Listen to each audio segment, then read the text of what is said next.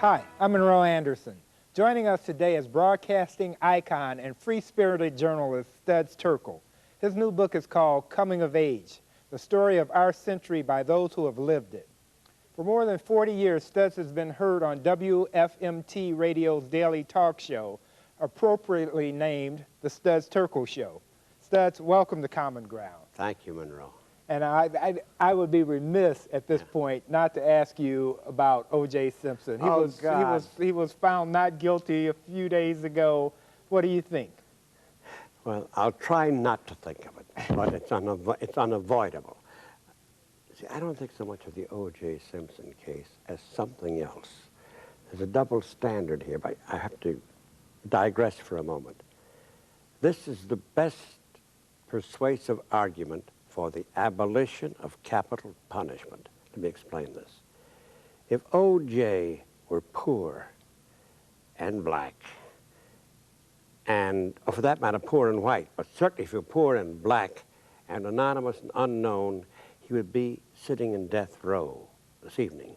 Now, this has nothing whatsoever to do with guilt or innocence. I've said this long before the verdict was in by the jury. It doesn't matter. I'm saying of a double standard of behavior we have toward the haves and the have-nots and capital punishment. You have never heard of any celebrated rich person ever going to the gallows, to the electric chair, or getting a lethal injection. Never. Name one. And you can't. You have heard and read of hundreds of poor guys, poor women, black and white, primarily black, who have gone to the chair of election. And I'm saying this double standard is in violation of all the democratic principles. We also know that capital punishment does not deter capital crimes. As anybody who says, I'm for capital punishment because it's the right thing to do, that person to me is a $3 bill. Okay, but now the argument, I heard during all these interviews that we've been exposed to over the months, one of the arguments for why O.J. shouldn't even be considered for capital punishment is it was a one-shot deal. You know, it was a crime of passion, if in fact he did it. That doesn't matter. I don't give a damn what was a crime of passion. I'm merely saying what is the case. There's nothing to do with O.J. Simpson, is what I'm saying. Yeah. The case itself is a perfect proof to me. Simple further proof.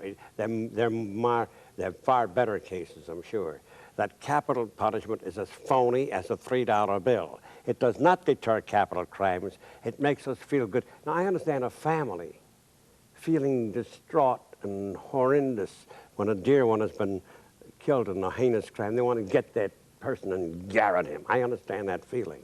But for the great majority of Americans, 4 out of 5 are for it, by God. We had a governor running here. He won overwhelmingly, you know, governor as against Dawn Clark. And that's because he said she. Remember the commercial? It was on this station. It was the most pervasive of all his commercials. She, Netch, is against the death penalty. And the key word was death. We're obsessed with death, you see. And capital punishment is official death, official murder. And an O.J. Simpson case, you get the idea? I'm going away from the case. Right. I'm going to have a double standard. If you ain't got it, you'll get it. If you got it, you're okay. And that, race is another matter. We can talk about that. Okay, you know, let's talk about race. But first, one other thing with this capital punishment notion. Yes, sir. I'm going to be a devil's advocate. Do whatever you want to do. All right.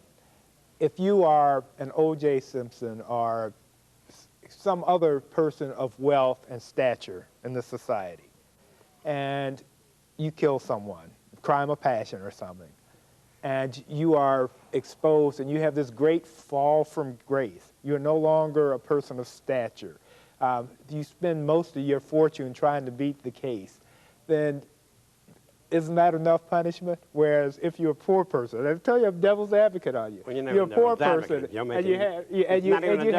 make any sense. Yeah, no, let me finish. Yeah. Let me finish now. Yeah. A poor person, you don't have anything to begin with. All you have that they can take from you is your life. You're telling a joke. No, it is a joke. Yeah, of course it's a joke. No.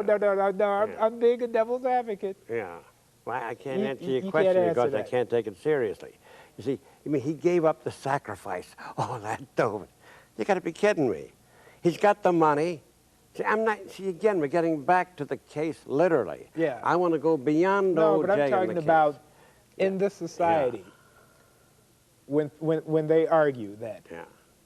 you are defined by what you do, how much you have. Yeah, of course. Right. And so if you lose this, then it's as good. I mean, you have No, people that- who but you don't commit make any suicide, take case their with- own lives. No, it They're doesn't so make any distraught case. behind that. So he lost a few $1 million, so what? He's a celebrate, so what?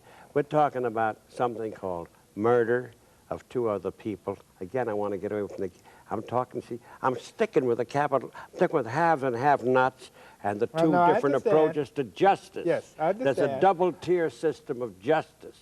And by the fact you have to be black is another element. Right. And I want to eliminate that element for the moment. We'll talk about it later. Okay. That rich, wealthy guy celebrated. You follow me? Leave race out of it, please, for the moment. Okay. So can get away with Yeah, it. will not And be- I'm not talking about guilt or innocence either. It's something I'm merely saying this is a perfect case. If he were poor and unknown, I'm saying that now. And the case being exactly what it was, he would be in death row tomorrow. That's what I'm trying to say, that's all. Oh, no, and they're And then right. race, now that we'll talk argument about has race. been made. Okay, now let's talk about race. okay. And let's talk about it. A couple of years ago, you wrote a book about race and Yeah. the difference between Yeah. blacks and whites and how they're treated and perceived in this Right. country. With the O.J. Simpson case, you had this perception from blacks that he didn't do it, he should have gotten away. Whites, as a general rule, feel as if he got away with murder. Okay, completely different black and white views on this situation.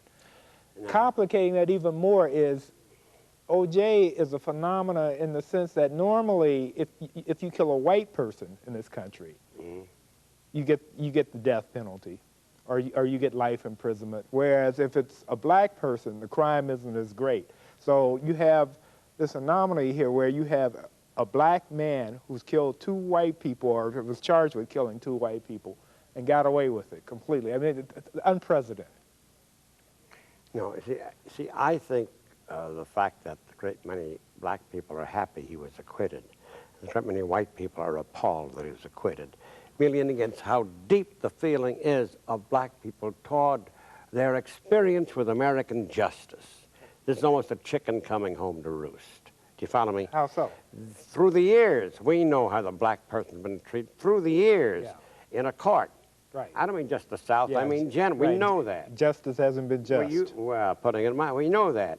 So years and years of this accumulation, and there's a feeling, I think every black male, certainly, everyone I know, has had an encounter one time or another with a cop. Right. And anyway, from childhood on, any time.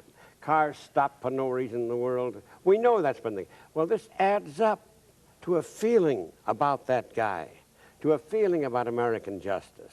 And so when someone in this case say, quote unquote, gets away, and I think a lot of black people feel he did it, quite frankly, but they're delighted that he's not, because it's the accumulation of all the injustices.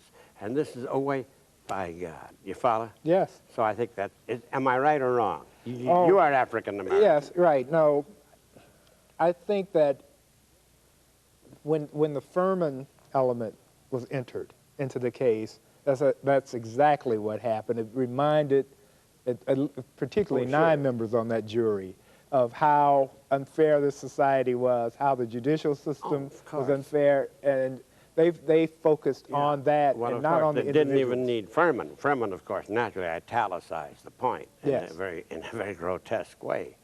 So I think this is almost, that feeling is that is experienced today, the difference between white and black reaction to the acquittal of O.J. Simpson reflects years and years and years inside, never fully expressed, and suddenly there's elation, and which is appalling, of course, to whites. Great many feel that he did it. And again, the evidence is, well, we don't discuss that. The jury made a decision. That doesn't mean the jury's right. Again, I want to get away from that. I want to talk about race generally and justice, and this is a kickback. This is a reply to it. Yeah. What's the word? Retribution? No, a lashback or whatever. Backlash. Okay, backlash. I'm getting confused with my language. All right. All right. So we want to talk about my book.